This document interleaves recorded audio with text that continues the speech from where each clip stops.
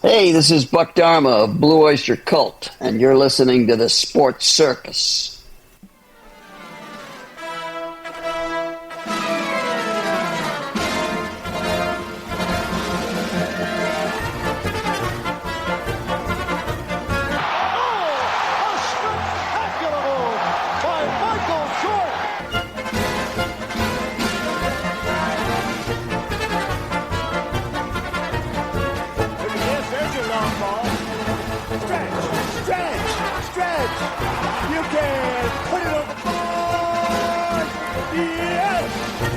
Welcome to the Sports Circus. I'm your ringmaster, Sal, live from Las Vegas in the AMP-TV studio, AAMP Television.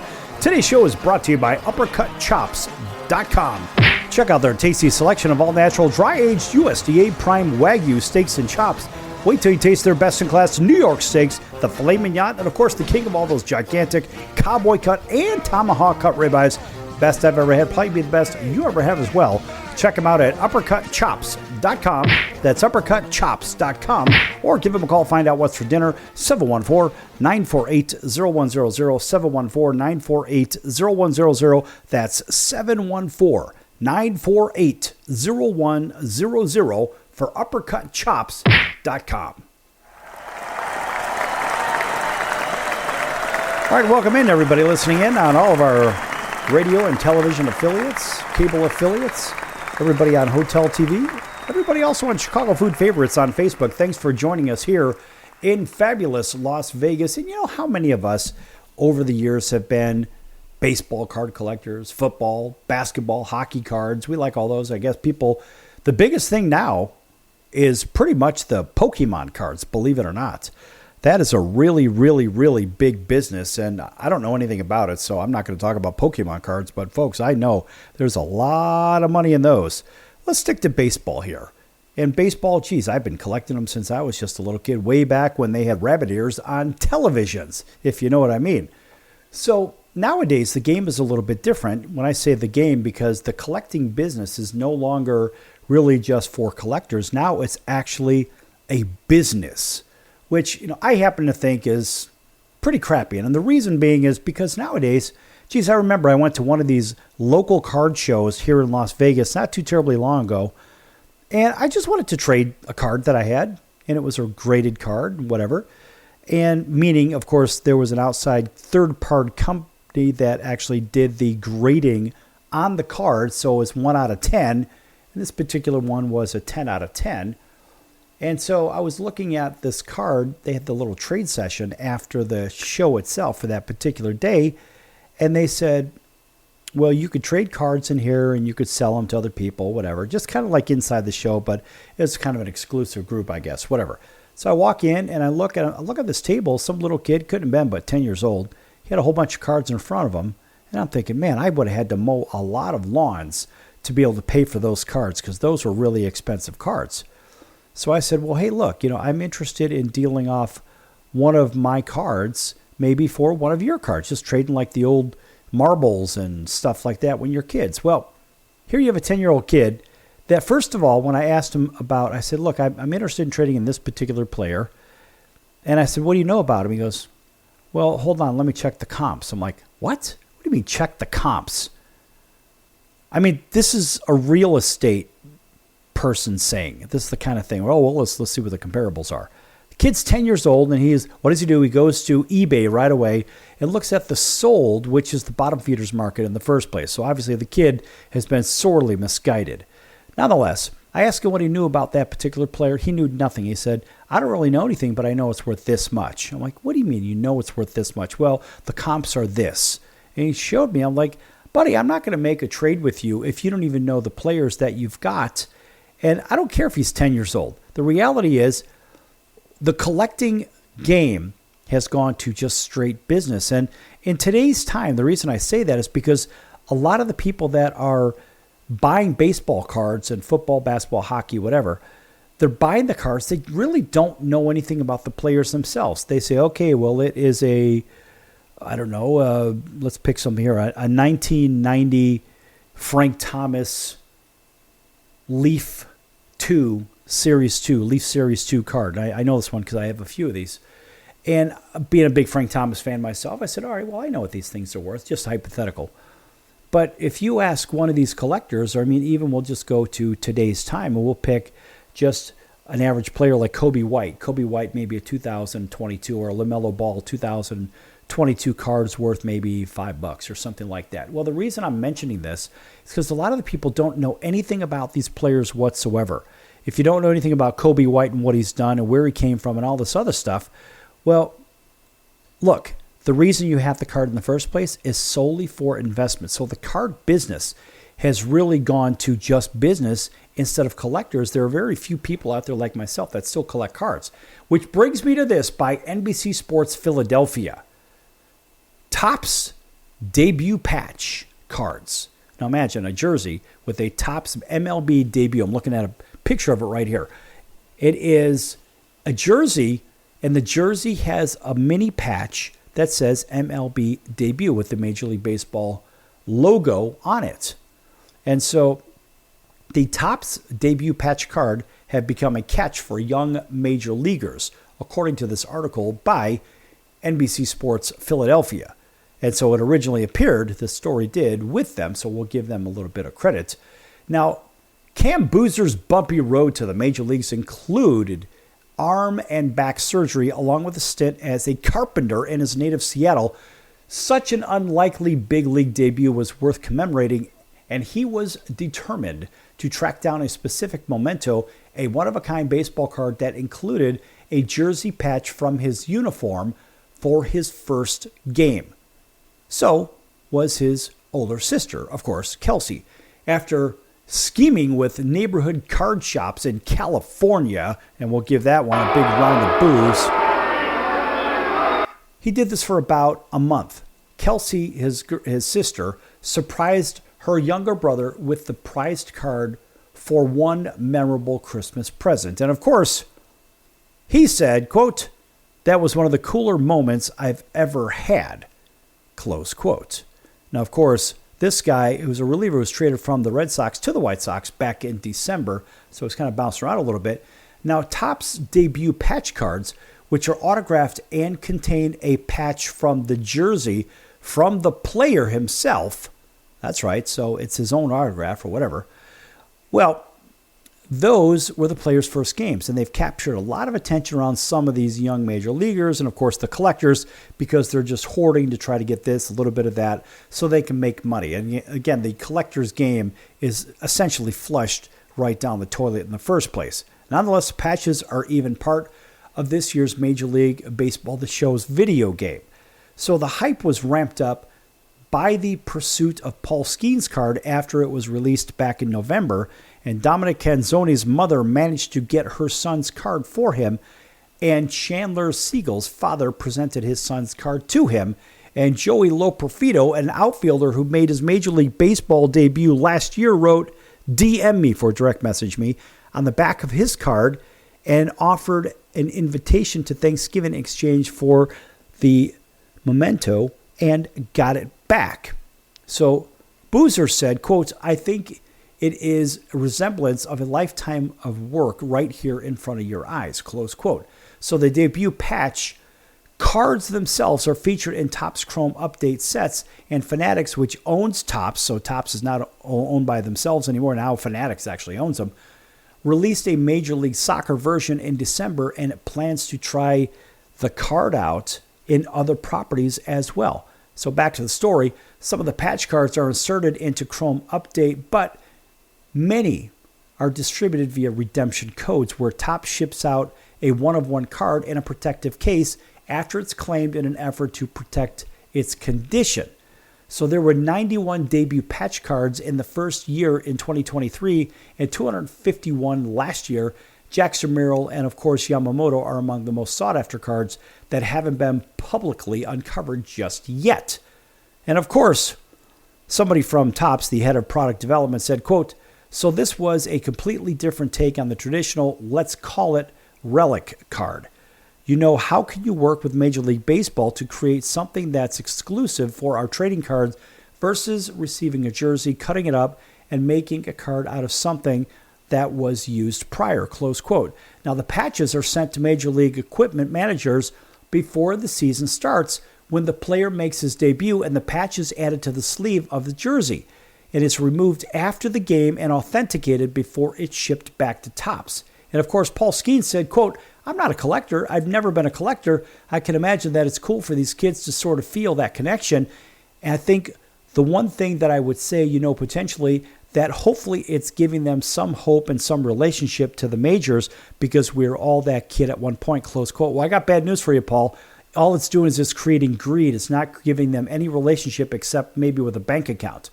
So the debut patches for Paul Skeens, a hard-throwing right-hander, if you don't know, won the Rookie of the Year last year for the Pittsburgh Pirates, and Jackson Holidays are part of a Fanatic collection, of course, for the current time, and Junior Camanero's card was sold for $66,000 in a Fanatics auction back in December. Skeens' card went to an 11-year-old boy. I think it's, $1 million or some nonsense like that. But my point in all of this, folks, is you think about where the collecting is gone. And you say, well, maybe, it captures an exciting once-in-a-lifetime moment, whatever. The problem is there is no collecting for the collection or for the actual hobby itself. It's all money, money, money, money, money, which, hey, that's great. It's free enterprise system. But the idea of collecting has been flushed down the toilet for those people that actually like the sports. They like the players. They feel an attachment. Maybe they're going to drive their kids to maybe be professional sportsmen or something. Who the heck knows? But all I know is collecting has been flushed down the toilet because of why? Show me the money! That's why. Back here in a few minutes on the circus. Lots more to come.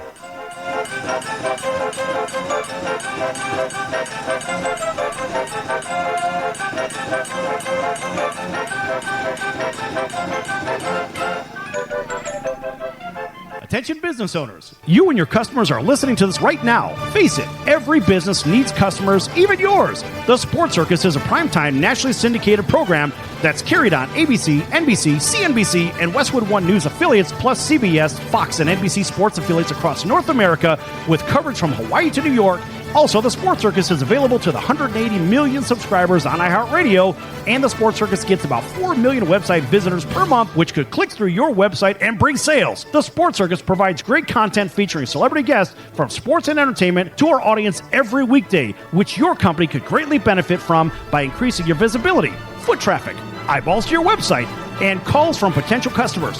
Call us right now at 714-948-0100. Again, 714-948-0100. Or email us at info@thesportscircus.com. That's info@thesportscircus.com. Drive your sales today by advertising with the Sports Circus. Could you use a little extra money right now? If you'd like to borrow up to $100,000 and get pre-approved in minutes, call the number we'll give you at the end of this commercial. Our lending partners have already loaned millions of dollars to individuals just like you, and we're ready to lend you up to $100,000 if you qualify. Even if your credit is not perfect, you could use the money to pay off high-interest credit cards, for home renovations, or consolidate existing debt. You can get flexible, easy-to-pay terms. The consultation to find out if you qualify is free. To find out if you qualify for our special financing program, call this toll-free number 24 hours a day. 800-335-1376. 800-335-1376. 800-335-1376. That's 800-335-1376.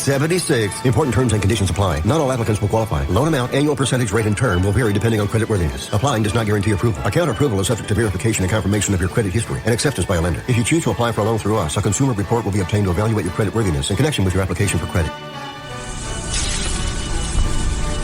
That's the sound of sizzling, dry-aged USDA Prime Wagyu and Angus steaks from UppercutChops.com. Their best-in-class filet mignons, New York steaks, and the king of all steaks, the tomahawk and cowboy cut ribeyes are the best in the business. Even their Prime Wagyu burgers will likely be the best you've ever had. Browse the full selection of steaks and chops at UppercutChops.com from the comfort of your home or on your mobile device. UppercutChops.com delivers all-natural, dry-aged USDA Prime Wagyu and Angus steaks and chops directly to your door. store without the hassle of going to the grocery store and fight crowds to pick from a small selection of average at best meats with injected steroids, fillers, and coloring added to look good. Find out what's for dinner at uppercutchops.com or call 714-948-0100, 714-948-0100, again, 714-948-0100. or make your selection directly at uppercutchops.com.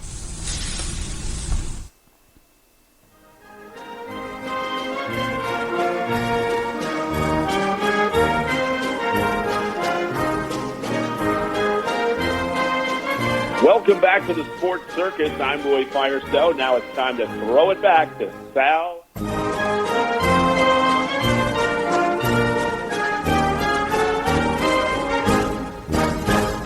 Thank you, Roy, and welcome back to the Sports Circus. I'm your ringmaster, Sal, live from Las Vegas in the AMP TV studio, AAMP Television. This segment brought to you in part by our friends over the College of Southern Nevada Athletics. Check them out at csncoyotes.com. That's csncoyotes.com for upcoming games and events. The College of Southern Nevada Athletics, folks, check them out. All right, welcome back to everybody listening in on our CBS, NBC, and Fox Sports affiliates, including our friends over in Honolulu on CBS Sports 1500 KHKA, that's home of the New York Yankees, San Francisco 49ers, and the Alabama Crimson Tide. Welcome in everybody else up and down the West Coast on Pick Your Favorite Affiliate, whether it's independent or network, as well as throughout the heartland all the way down to Auburn, Alabama, WAUD, that's home of the Atlanta Braves. Big welcome in also to our friends in Atlanta, WDJY 99.1 FM, plus everybody else watching on Cox, Comcast, Spectrum, Frontier, Oceanic, Time Warner, Spectrum, and Wow Cable Television affiliates in select markets. Hotel TV, of course, when carried in all 210 Nielsen-rated markets, plus everybody on Chicago Food Favorites on Facebook. Thanks for joining us there as well. Folks, check that out, Chicago Food Favorites on Facebook.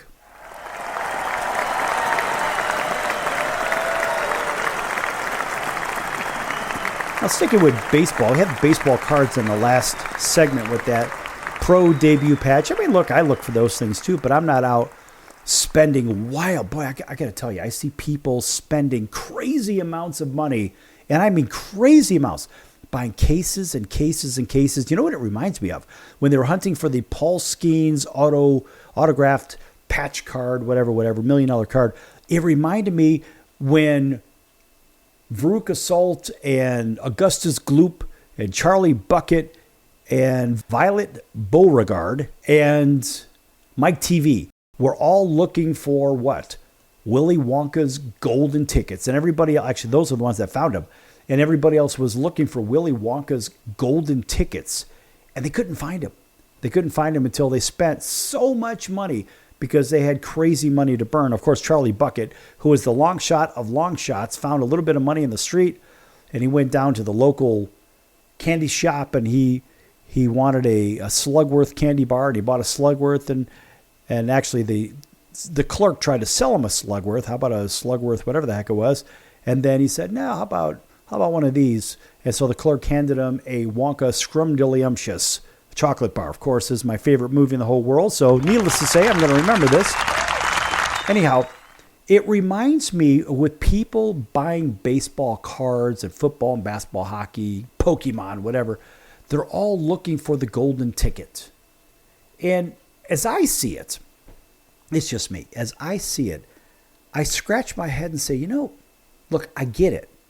It's the, I don't know, I wouldn't say it's like a lottery ticket thing, but it sort of is. The problem is the kids in the movie forgot, I would say, the taste of the chocolate. Even Charlie had said to Grandpa Joe, he had said, looking for this golden ticket, it sure makes the chocolate taste terrible. So the point is, all these players that are fighting, and I know this road, I fought through to get to the major leagues like all these other guys. And it is a very, very bumpy road.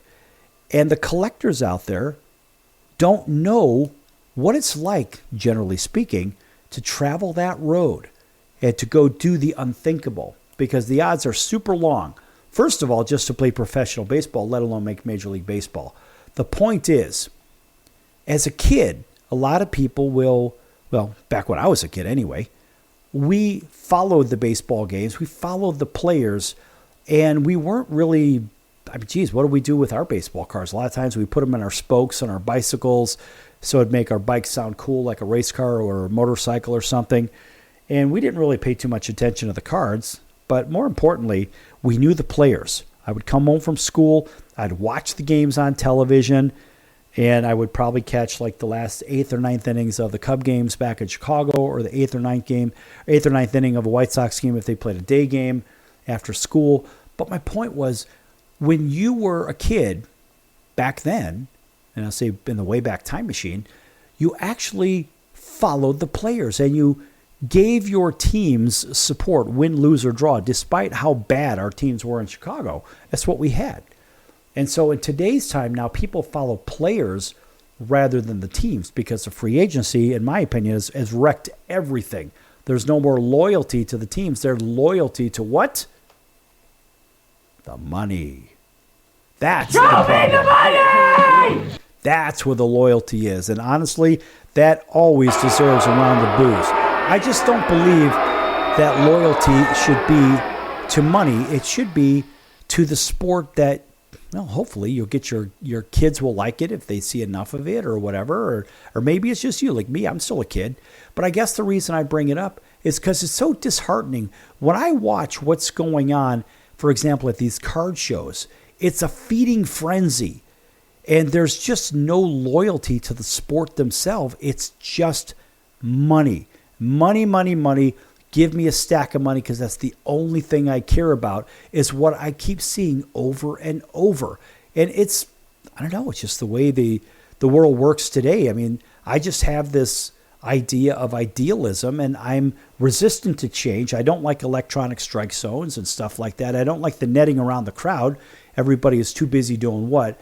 Checking into the ball game. Hi, look at me. I'm at the ball game. Look at me. Look at me. Here's me drinking an adult beverage. Here's me posing with the field behind me. And I'm here with Joe and Mary, Mike, and Jeff and all this other crap. Well, the reality is people go to the games now just to be seen and not necessarily to watch the games. People buy baseball cards, football, basketball, hockey cards, or whatever, just so they can make money on it. Never mind the actual hobby of collecting. And this is the problem. So you look at the headlines when it comes to spring training. I'm looking at them right now, and I'm like, really? Is this all they got? And the headlines are real simple. Okay, well, Giancarlo Stanton will begin the season on the injured list. Or it used to be the disabled list. Now it's the injured list due to tendonitis in his elbow. Okay, that's legit. So be it. And then there's a thing on Pete Rose, which I don't even want to talk about that. Complete pardon my ass. Paul Skeens allows 1 run on 4 hits while working on 2 new pitches. Is that really news? Is that really news? I don't think so. Aaron Judge drives in a pair in spring debut as the Yankees beat the Astros. Does anybody really care about that? What is spring training for? It's to condition the players to get them back in playing condition. And sometimes these players rush back. And so we think about, all right, well, what's going to happen here? Oh, that's right. Show me the money, Shohei Ohtani homers in his first at bat of spring training, and it's against his former team. So what? There's no value to that. Where is the value? It's just media value, I suppose, and that's it. And why is it that important? Well, the Associated Press says we're going to go ahead and put a story out there, and hopefully somebody's going to buy into the idea that veteran right-hander Jose Urena and the Mets finalize a minor league deal. He's a has-been. He's washed up. Nobody really cares. Now, some bit of good news for the media is that they actually have a story with Lewis Hill because he's actually shut down for 6 weeks with a lat tear. And Sean Murphy is going to miss 4 to 6 weeks with a cracked rib. I mean, that's news because that's the Braves starting catcher. So that really is news. And the Mountain is finally back for the Baltimore Orioles. So the Orioles actually got their closer back finally because he was on the shelf all last year. I mean, these are legitimate stories, but the other stuff, well, look, let's just scroll down it real quick. Why cover the stories when I can tell you, Mets Kodai Senga touches 96 on the miles per hour and showcases a new sinker in his first spring outing. Does that really matter?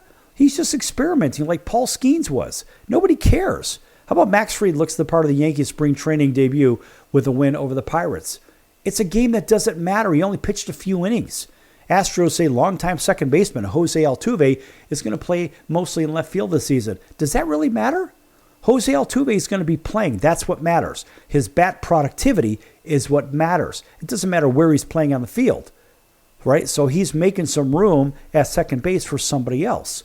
And that's fine because maybe the Astros have some good prospects, which they do, of course.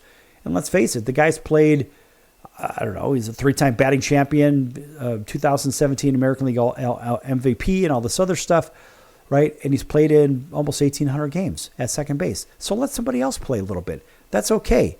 But we look at these headlines, you're like, all right, are they really headlines or is it just, I don't know, fluff and BS? I think most of it's fluff and BS.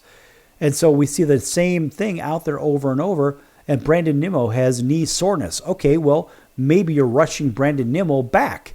Starling Marte is nearing game action. So what? That's what spring training is for. Is this going to sell any more tickets or more advertising for the advertisers? Probably not. And then we say, well, okay, former Mets starting pitcher Jose Quintana signing a 1-year deal with the Brewers. He's going to make the team. Maybe that's news, maybe it's not, because the Brewers need pitchers that are going to eat innings. But I don't think that's big breaking news. I think the Sean Murphy deal is news, and Lewis Hill, that's real news, and maybe, of course, Bautista coming back for the Orioles.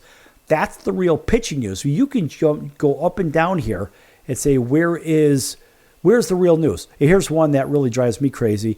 Rockies' Jeffrey Yan delights with his mound celebrations. All right, he's a left-handed pitcher, and he jumps around after making an animated celebration from a strikeout. Is that newsworthy? I don't think so. Folks, this is the kind of crap that's being disseminated on pick your favorite blue media outlets. I mean, honestly, this is not news, folks. There are 3 news stories out of the 20 that I just mentioned, even the Phillies with their ballpark pass. Yeah, standing room only. You can pay $120 so you can go to games in April, and you can stand there and freeze your ass off. That doesn't sound like news to me, but then again, some people think it is news, and all I can do is laugh at it. So guess what? We're going to laugh at it and be back here with college basketball because I'm done with this crap. Don't go anywhere.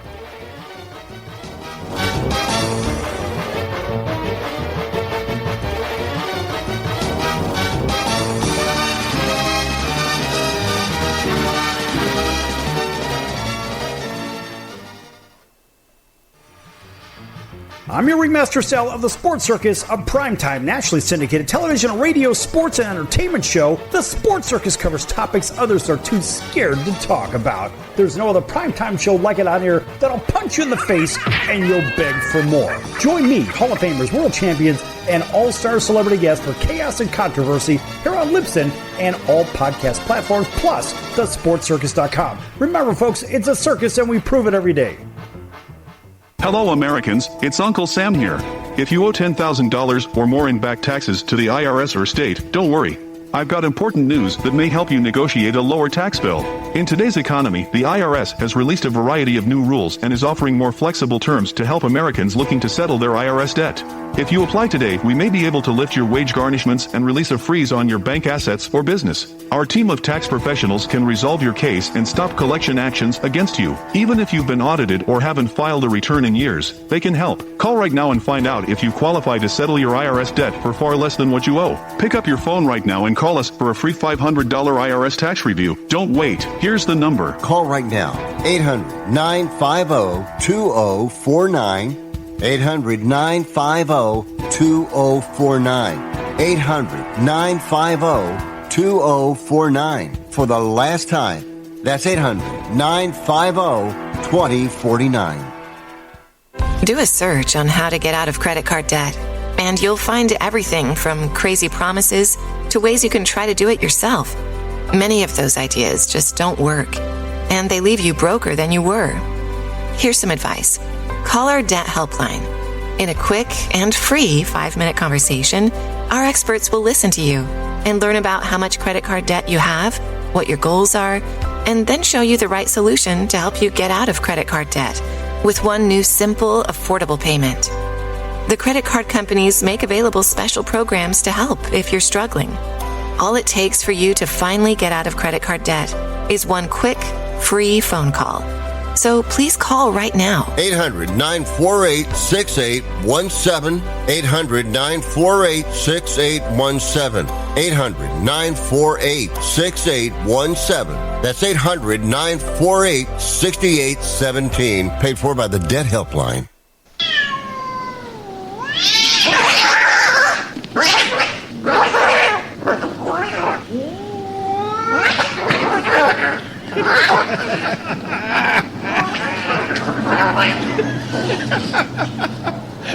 ridiculous.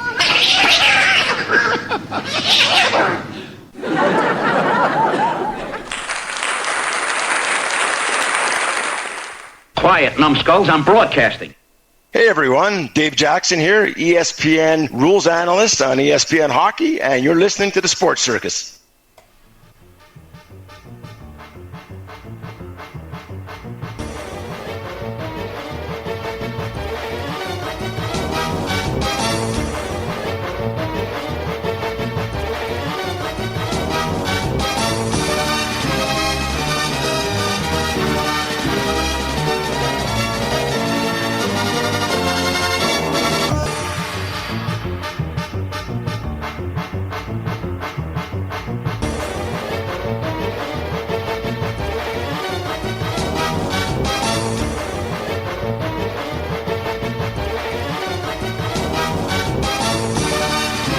Welcome back to the Sports Circus. I'm your ringmaster Sal, live from Las Vegas in the MTV studio, AAMP Television. Folks, make sure you check out thesportscircus.com for upcoming guests, prior guests, recorded shows, which can be found on Apple, Amazon, Audible, Spotify, Pandora, YouTube, Stitcher, Deezer, and a whole bunch of others. Also, make sure you check out the partners page at thesportscircus.com. Lots of great partners over there. Our favorite one is Al's Number One Italian Beef at 1079 West Taylor Street in Chicago's Little Italy. Al's Number One Italian Beef, 1079 West Taylor Street in Chicago's Little Italy. If you don't know what an Italian beef sandwich is, folks, you're missing out. Go ahead and read about it at alsbeef.com. That's alsbeef.com. If you like the Philly cheesesteak, you'll love this because this crushes the Philly cheesesteak sandwich. Al's Beef has been around since 1938. They're still doing it, and they're the creators of the original Italian beef sandwich that is native to Chicago. Yes! Man, that's good stuff. Lots of other partners there, but check them out, folks. That's a personal favorite. All right, welcome back to everybody. TV or radio, you know who you are. Everybody in Chicago Food Favorites thinking about that Italian beef sandwich. Yes, I did say sandwich.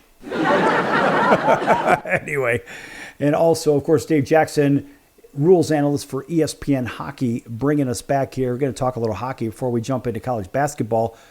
And the trade deadline is right around the corner. And, you know, one of these guys, you know, I scratch my head and think about Evander Kane. He's a good player, but he's had a lot of questions around his career.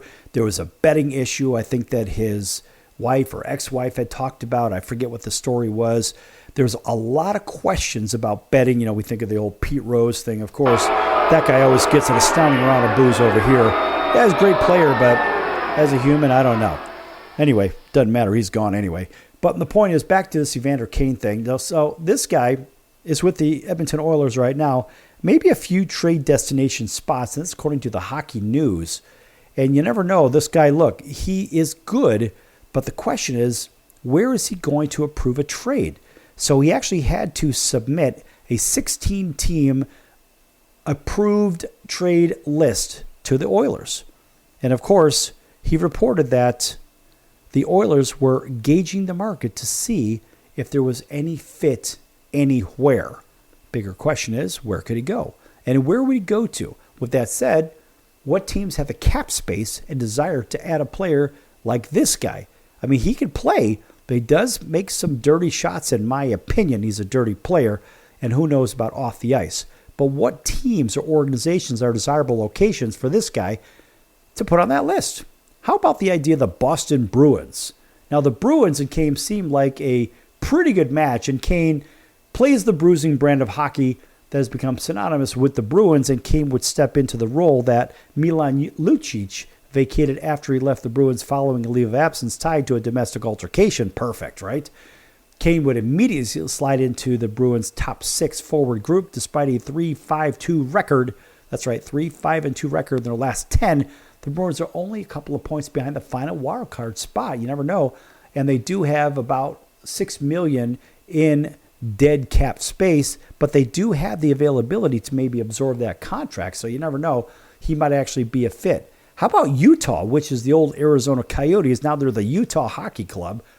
They might be only in their first season, but they are within striking distance of the second Western Conference wild card spot. Imagine that. So, I mean, look, they weren't a bad team before the move. and they are 2 points behind the last wild card position currently occupied by the Vancouver Canucks. And the rest of the league had better look out because Utah could be a big buyer at the deadline, and they've got $28.5 million to blow in cap space. So watch out. They're going to make some moves. How about the Panthers? Now, the Panthers, of course, this is a real possibility because the way they play is really right up Evander Kane's alley. And so they just also placed Matthew Tkachuk on their long-term injured reserve.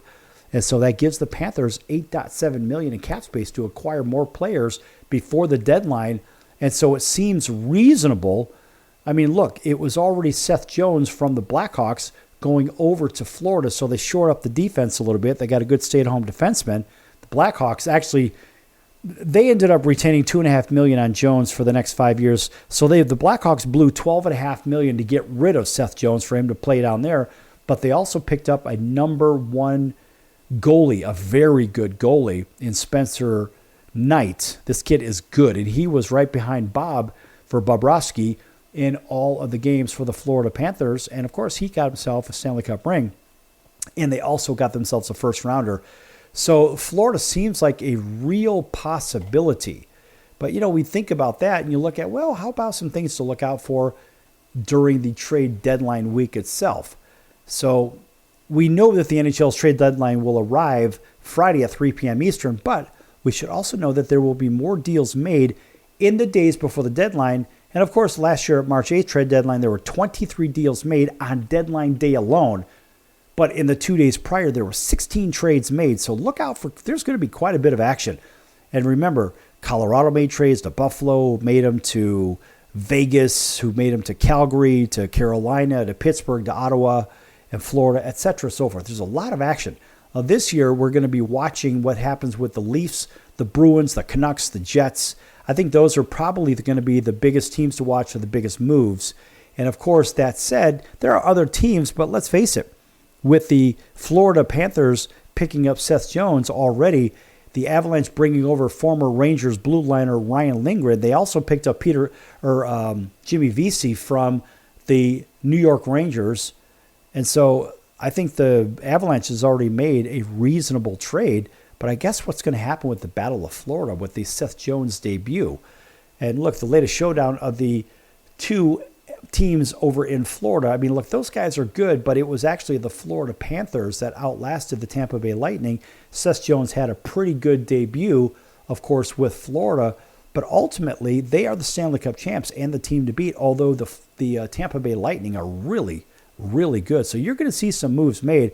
Calgary at Dallas, there's another one. You scratch your head, you're like, well, just about every game that the Flames play will be crucial from this point on, as Calgary is really trying to get ahead of the Pacific Division rival Vancouver for one of the two Western Conference wildcard berths.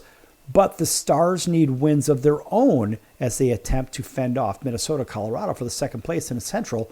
So Thursday night's games between Calgary and Dallas, the night before the trade deadline, could prove to be the last time we see the current version of both Stars and Flames. So that's because many expect both teams to be very active at the deadline. The Stars GM Jim Nill and Flames counterpart Craig Conroy, I know Craig Conroy is a very aggressive guy, they're going to be buyers. And so the teams that show up after Thursday's game could look significantly different than what we see on Thursday night. In any case, it's shaping up to be a very fun and interesting Dallas and Calgary game that's coming up because the teams are going to look so different. And, you think about the idea of trades and trade deadlines. You say, what's going to happen with all this stuff, right? Because there's money flowing in this direction and that direction. And the National Hockey League, they don't get paid, the players that is, they don't get paid like they do in baseball, football, and basketball.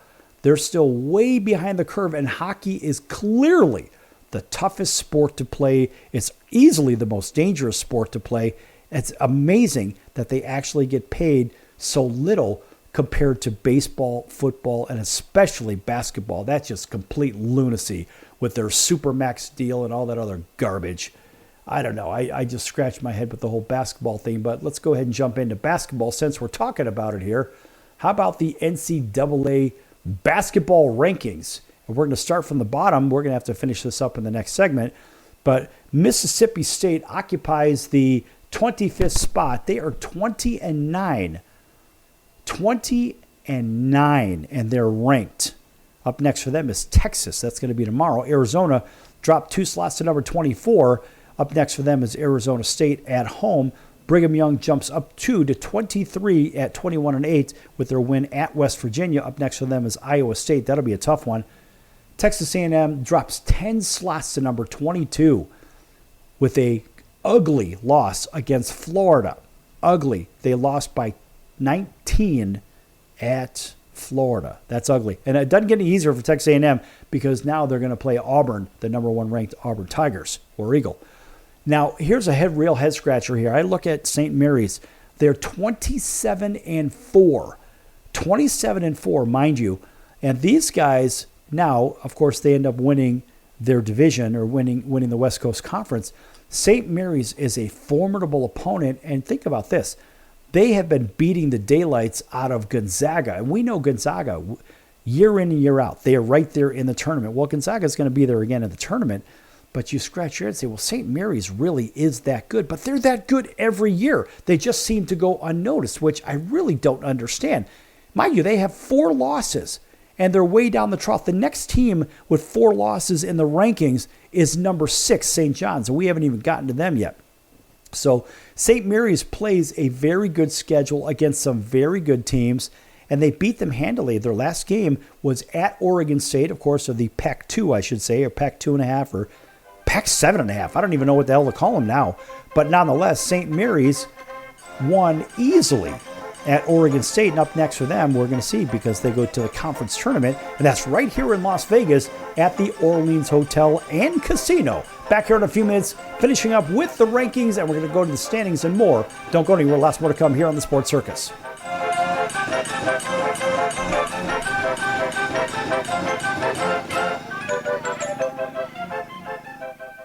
Can your IRA stand up to the next financial crisis that our top economists are saying is at our doorsteps? By allocating a percentage of your IRA into physical gold and silver with a tax-free rollover, you can diversify and safeguard your holdings from turbulent markets and economic downturns by putting your IRA back on the gold standard. Find out how to safeguard your assets with a tax-free rollover with a Genesis Gold IRA. The only IRA that can hold physical precious metals. Call now for your free gold and silver report. Protect your IRA today with one simple phone call and learn how to qualify for up to $10,000 in free silver. Call Genesis Gold Group, empowering faith-driven stewardship. 800-932-5517. 800-932-5517. 800-932-5517. That's 800-932-5517. If you served in the Marine Corps, by now you know about the contaminated water problem at Camp Lejeune. If you were stationed or worked at Camp Lejeune from 1953 to 1987, you probably have a lot of questions. We have some answers. You could be entitled to compensation. Billions of dollars are being allocated to pay for damages to anyone stationed at Camp Lejeune during that time. Unfortunately, it appears that officials may have known the contaminated water problem existed and did little to protect their men. The Semper Fi Code was not honored. If you or someone in your family has developed a serious illness, including various forms of cancer, call this Camp Lejeune legal support line right now. You can't turn back the clock and change what happened, but you can certainly call right now and learn your rights as a Marine. Here's the number. Call 800-335-7196. 800-335-7196. That's 800-335-7196. Do a search on how to get out of credit card debt, and you'll find everything from crazy promises to ways you can try to do it yourself.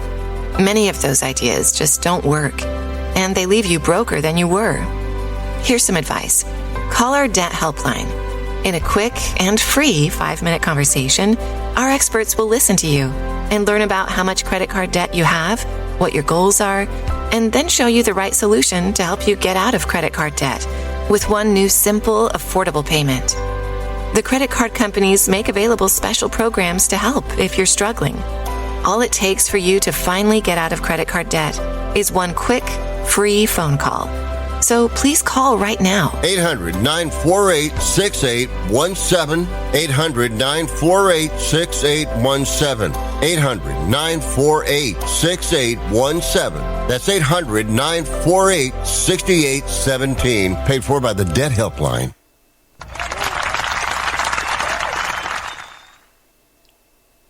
Hey everybody, this is Brian Urlacher. Welcome back to the Sports Circus.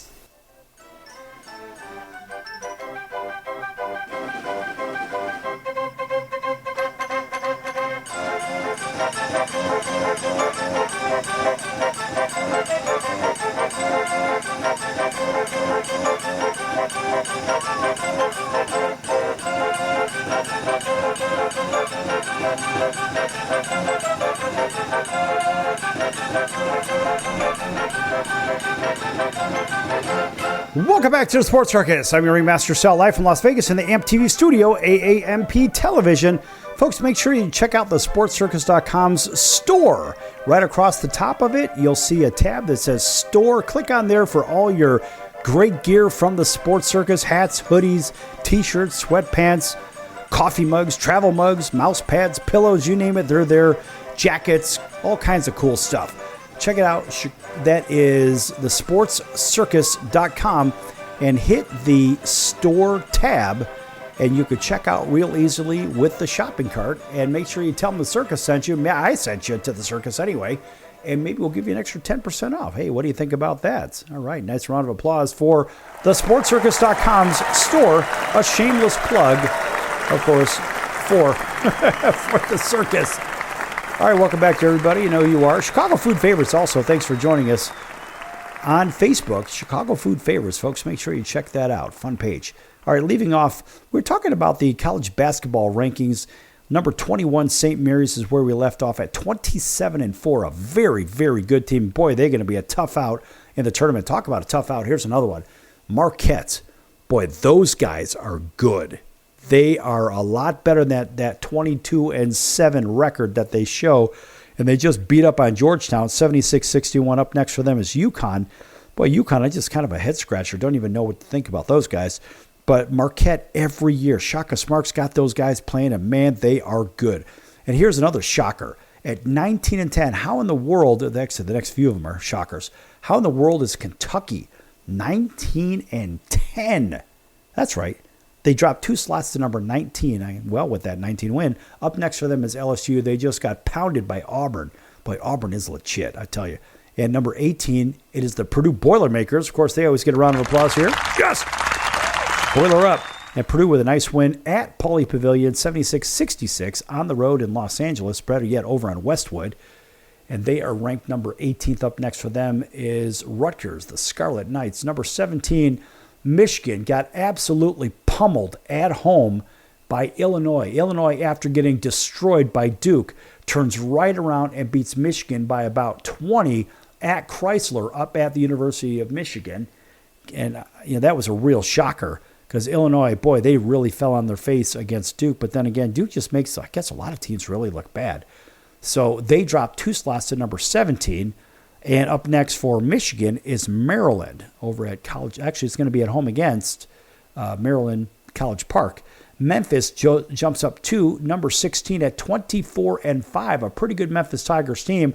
Just beat UAB 88-81. Up next for them is UTSA. And UTSA is no slouch despite the fact that, well, it's not football. It's basketball. But those guys are pretty good. Missouri drops 1 slot to number 15. They're now 21-8. And they had a real tough loss against a very good Vanderbilt team. Up next for them is Oklahoma, sticking, of course, with the same conference, and that's the Southeast Conference. Now, Louisville jumps up 5 slots with their win at Pittsburgh, 11-point win at Pittsburgh, and they are 23-6. Up next for them is Cal in the ACC. It's so weird to see Cal in the ACC. Maryland, as I mentioned, of course, up next for them is Michigan, but they are ranked number 13. They jumped up 3 to get there, and they had a nice win at Happy Valley. And so it's Wisconsin coming in at number 12, dropped 1 slot from 11 to 12, and they just lost to a pretty good Michigan State team by 9. Up next for them is Minnesota. Clemson, we're going to talk about them in a bit. They jumped up 2 slots to number 11 at 24-5 with their win, an easy win against Virginia. Up next for them is Boston College. Cracking the top 10 is Iowa State. They dropped from 9 to 10, and that was despite the fact of beating Arizona at Arizona, a very good Arizona team, but somehow they dropped 1 slot. Up next for them is 23rd ranked Brigham Young. Texas Tech jumps up 1 to number 9, 22-7 with their win, yes, against Kansas. Up next for them is Colorado. Michigan State stays the same, number 8 at 24-5 with their win at Wisconsin. Up next for them is Iowa. Should be Cupcake City over there. Alabama, they're awfully hard to figure out.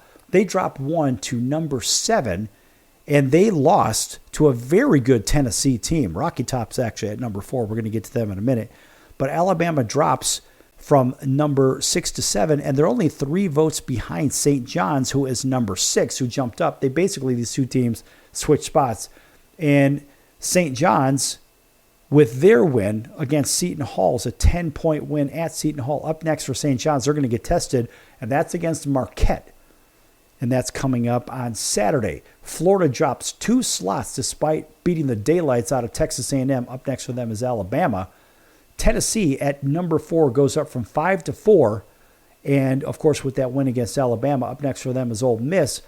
The Houston Cougars jump up from 4 to 3 at 26-4 with their win at Kansas. Up next for them is Baylor.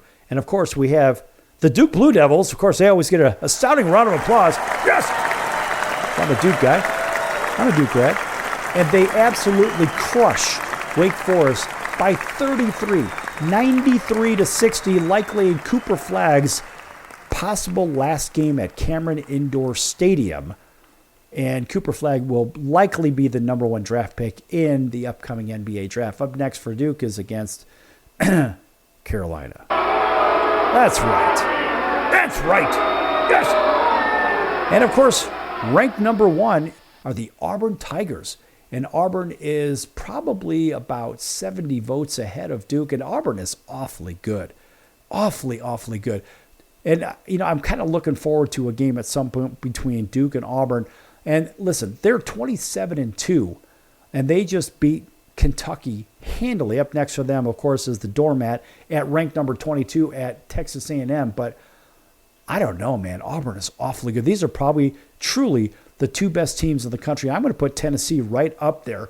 Tennessee is probably a number 1 somewhere in the seeding.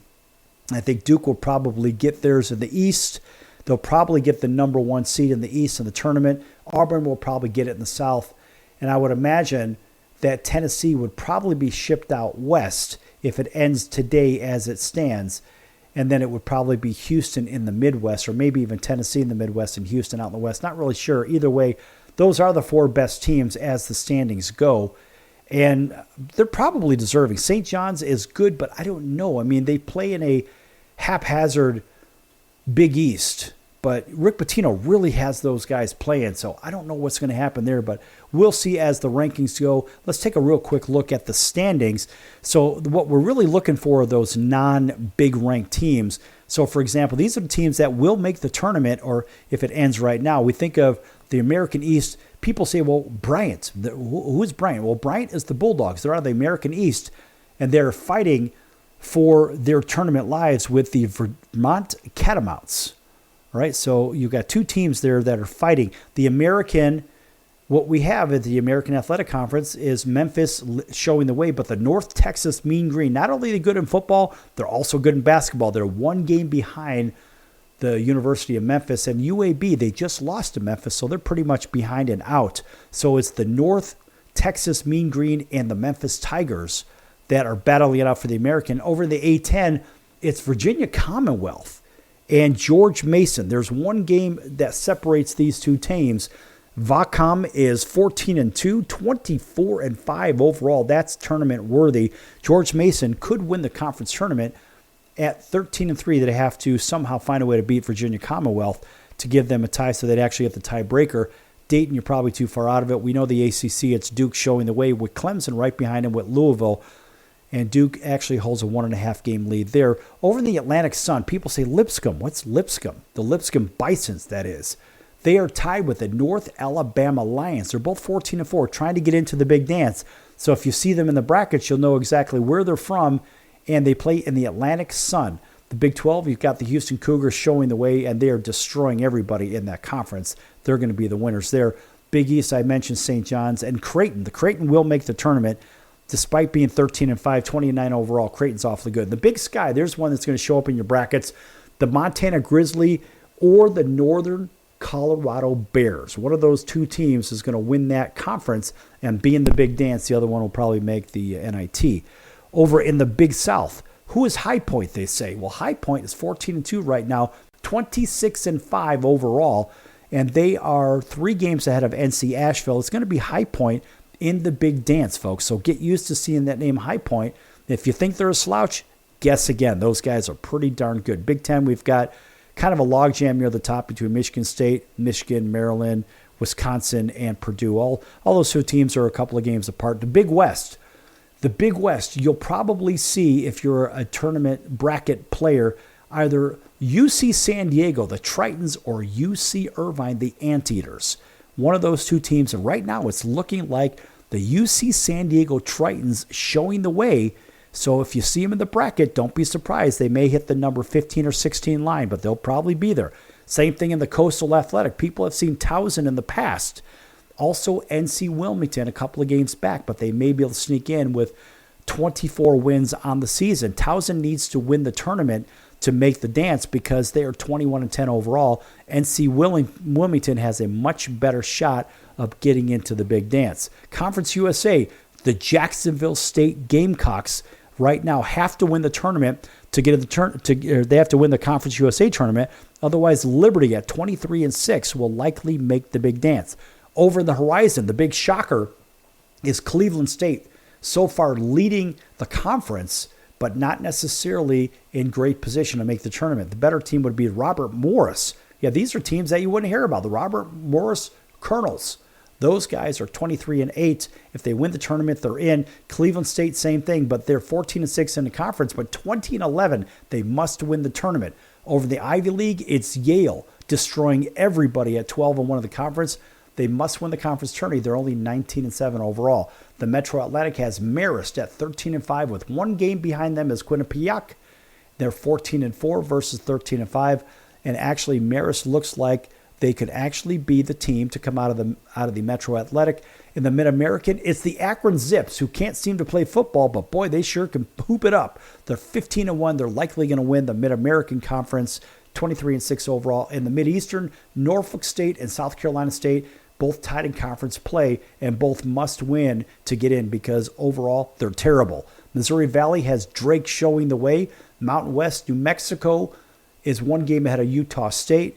They're both probably going to get in. In the Northeast is Central Connecticut. Who knew that one? Over the Long Island Sharks. They're 14-2, 23-6 overall. Northeastern Conference. It's going to be Central Connecticut. Ohio Valley. Southeast Missouri State, the Red Hawks. They're likely going to get in if they win, or they're going to be Southern Illinois, Edwardsville, the Cougars. It's one or the other over there. The Patriot League's going to see American Eagles probably sneak in there over the Army Black Knights. Southeast Conference, we know it's Auburn. Southern, Chattanooga Mocs showing the way. Southland McNeese destroying everybody. Watch out for McNeese.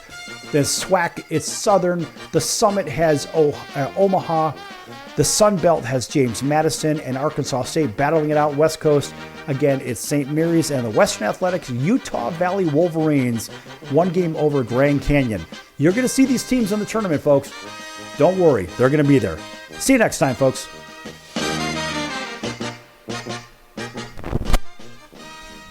Can your IRA stand up to the next financial crisis that our top economists are saying is at our doorsteps? By allocating a percentage of your IRA into physical gold and silver with a tax-free rollover, you can diversify and safeguard your holdings from turbulent markets and economic downturns by putting your IRA back on the gold standard. Find out how to safeguard your assets with a tax-free rollover with a Genesis Gold IRA, the only IRA that can hold physical precious metals. Call now for your free gold and silver report. Protect your IRA today with one simple simple phone call and learn how to qualify for up to $10,000 in free silver. Call Genesis Gold Group, empowering faith-driven stewardship. 800-932-5517. 800-932-5517. 800-932-5517. That's 800-932-5517.